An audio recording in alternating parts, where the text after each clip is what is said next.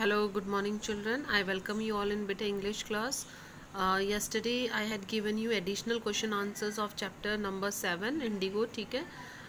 I hope आपने additional और plus textual questions कर लिए होंगे. ठीक है, आप मुझे कर और जो है संडे तक भेज दीजिए. मैंने आपको टाइमिंग भी दिया है. And today, I will start a new chapter. That is chapter number 8, Journey to the End of the Earth. Journey का मतलब सब समझते हैं, यात्रा. ठीक है. एंड ऑफ द अर्थ मतलब पृथ्वी के अंत तक की यात्रा. ये जो बेटा चैप्टर है ये एंटार्क्टिका, जो एंटार्क्टिका कॉन्टिनेंट है, एंटार्क्टिका महाद्वीप जो है उसके पर बेस्ड है. इसमें तिशानी दोषी का लिखा हुआ चैप्टर है, जिसमें तिशानी दोषी ये कहती है कि अगर हमें हमारे अर्थ के पास्ट, प्रेजेंट और फ्यूचर को जानना है, ठीक है, अगर हमें हमारी पृथ्वी के प्रेजेंट, पास्ट और फ्यूचर को जानना है तो अंटार्कटिका से परफेक्ट प्लेस कोई नहीं है. अंटार्कटिका सबसे सही जगह है जाने के लिए. ठीक है.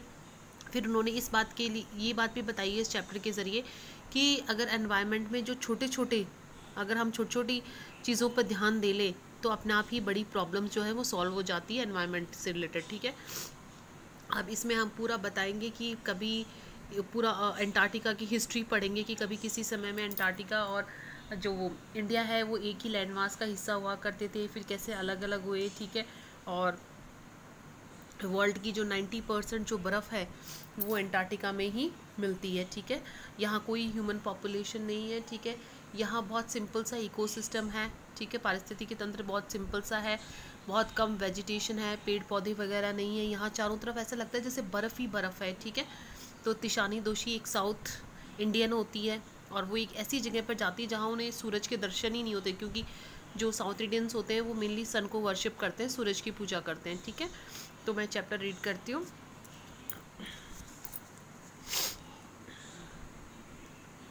Early this year, I found myself aboard a Russian research vessel, the academic Sholotsky, heading towards the coldest, driest, windiest continent in the world. अब राइटर कहती है कि इस साल के शुरुआत में मैं एक रशिया का जो जहाज़ था, रशिया का एक शिप था जिसका नाम था एकेडमिक शोलस्की. ठीक है. उस पर मैंने सवारी करी और हमारा जो ये शिप है ये दुनिया के सबसे कोल्डेस्ट, सबसे ठंडे, सबसे ड्राइस्ट, सबसे सूखे, विंडेस्ट, सबसे हवादार कॉन्टिनेंट की तरफ आगे बढ़ रहा था. तो राइटर ने साल की शुरुआत में अपनी जर्नी स्टार्ट करी रशियन रिसर्च वेसल से, रशिया के बने शिप से स्टार्ट करी जिसका नाम था एकेडमिक शोलस्की. वो कहते हैं कि हमारा शिप जो है दुनिया के सबसे, अब देखो अंटार्कटिका को बताया गया कि ये दुनिया का सबसे कोल्डेस्ट, ड्राइस्ट, विंडेस्ट कॉन्टिनेंट है, सबसे ठंडा, सबसे सूखा, सबसे हवादार कॉन्टिनेंट है. My journey began from 13.09 degree north to the equator. अब राइटर ने बताया कि मेरी जो जर्नी है वो मद्रास के इक्वेटर का मतलब समझते हो बेटा, हिंदी मीडियम स्टूडेंट्स के लिए बोल रही हूँ मैं. हिंदी इक्वेटर को हिंदी में बोलते हैं भूमध्य रेखा. ठीक है. तो हमारी जो जर्नी है वो इक्वेटर के नॉर्थ से 13.09 डिग्री नॉर्थ से हमने हमारी जर्नी स्टार्ट करी एंड इन मद्रास से जर्नी स्टार्ट करी and involve crossing 9 time zones, 6 check points, 3 bodies of water and at least as many ecosphere. अब वो कहती हैं कि हमने जो है शुरुआत जो है वो इक्वेटर से मद्रास से अपनी जर्नी स्टार्ट करी और हमारी जर्नी के अंदर जो है 6 चेक पॉइंट्स का मतलब होता है सीमा रेखाएं, जो है सीमा चौकियां जिसे बोलते हैं ना, जो चौकियां होती है बनी हुई. ठीक है. अलग अलग जो बॉर्डर की बनी हुई होती हैं, बॉर्डर पर जो चौकियां बनी हुई होती है जहाँ ये अपने मिलिट्री वाले वगैरह होते हैं. ठीक है. तो वो कहती है वहाँ पहुँचने में हमें 6 जो है चेक पॉइंट्स का सामना करना पड़ा. 3 बॉडीज़ ऑफ वाटर मतलब कि ओशंस, 3 ओशन को पार करके गए और कम से कम इतने ही बहुत सारे इकोसिस्टम मतलब कि पारिस्थितिकीय क्षेत्रों को पार करना पड़ा हमें वहाँ पहुँचने के लिए. क्योंकि पारिस्थितिकी देखो इकोसिस्टम के लिए इसलिए बताया गया है, इकोस्फेयर्स के लिए इसलिए बताया गया है क्योंकि आपको पता है जहाँ जहाँ जाते हैं सबका अलग अलग इकोस्फेयर होता है, अलग अलग एनवायरनमेंट होता है. ठीक है. तो बहुत सारे इकोस्फेयर्स को पार करके वो पहुँची.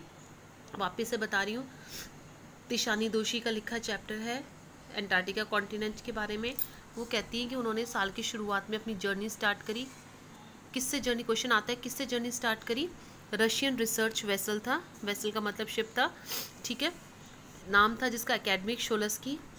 और ये कहाँ की तरफ जा रहे थे, दुनिया के सबसे ठंडे, सूखे और हवादार कॉन्टिनेंट की तरफ. उनकी जर्नी स्टार्ट हुई 13.09 डिग्री नॉर्थ से, इक्वेटर के नॉर्थ से. मद्रास से उन्होंने अपनी जर्नी स्टार्ट करी। वहाँ पहुँचने में जो है उनकी जर्नी में शामिल थे 9 टाइम जोन्स, ठीक है, 9 टाइम जोन्स भी शामिल थे, ठीक है, ये मैं भूल गई बेटा। 9 समय खंड, जानते हो ना, जैसे अलग अलग समय में टाइम में वेरिएशन आता है, ठीक है, तो 9 समय खंड शामिल थे, 6 चेक पॉइंट शामिल थे, 3 बॉडीज ऑफ वाटर थे और कई सारे इकोस्फीयर्स थे, ठीक है। By the time I actually set foot on the Antarctic continent, I had been traveling over 100 hours in combination of a car, an aeroplane and a ship.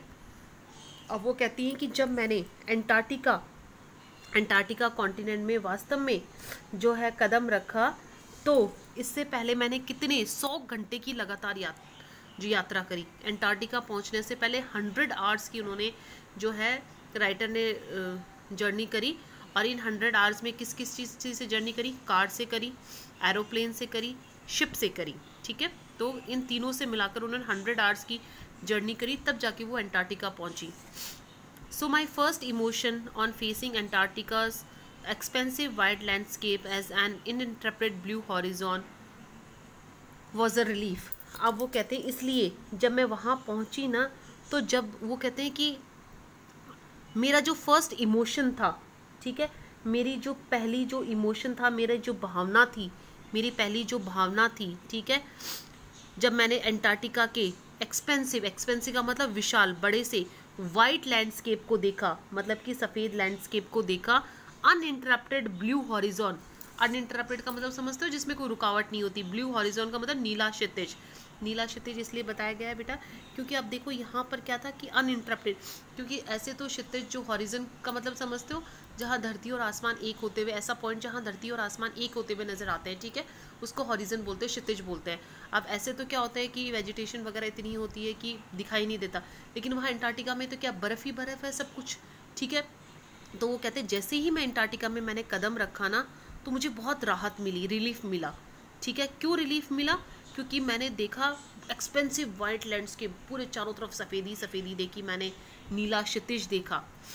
Followed up with an immediate and profound wonder. अब वो कहते हैं पहले तो मुझे बहुत ज़्यादा राहत मिली, ठीक है, लेकिन उसके तुरंत ही बाद मुझे क्या मिला?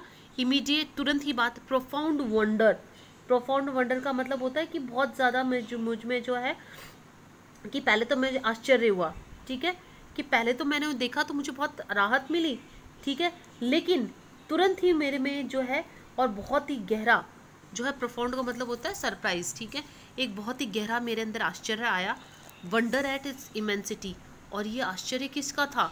इमेंसिटी की, इतना ज़्यादा विशाल, इट्स आइसोलेशन, बिल्कुल अलग थलग continent, but mainly at how there could ever have been a time when India and Antarctica were parts of the same land mass. और इस चीज़ का आश्चर्य था कि ये कैसे संभव है कि कभी किसी टाइम में अंटार्कटिका और ये इंडिया एक ही लैंड मास का मतलब होता है भूखंड, एक ही भूखंड का हिस्सा हुआ करते थे। आया बेटा समझ में? अब सेकंड पैराग्राफ में बताया है कि 100 आवर्स ट्रैवल कराया तिशानी दोशी ने अंटार्कटिका पहुंचने में। इसमें कार की भी जर्नी शामिल थी, एरोप्लेन की भी थी और शिप की थी। अब वो कहते जैसे ही मैं पहुंची ना वहाँ पर, तो देखते ही मुझे बहुत राहत मिली। क्यों? क्योंकि इतनी चारों तरफ सफ़ेदी सफ़ेदी, नीला साफ बिल्कुल क्षितिज दिखाई दे रहा था। लेकिन वो कहते हैं तुरंत ही राहत के बाद में मुझे सरप्राइज़ हुआ, और ये सरप्राइज़ किस चीज़ का था कि इतना ज़्यादा विशाल, एकदम अलग थलग है ये दुनिया से। ये कैसे संभव हो सकता है कि कभी किसी टाइम में अंटार्कटिका और इंडिया जो है एक ही लैंड मास का हिस्सा हुआ करते थे। ठीक है बेटा, ये वाला एक पैराग्राफ और पढ़ लेते हैं हम। अब देखो, अब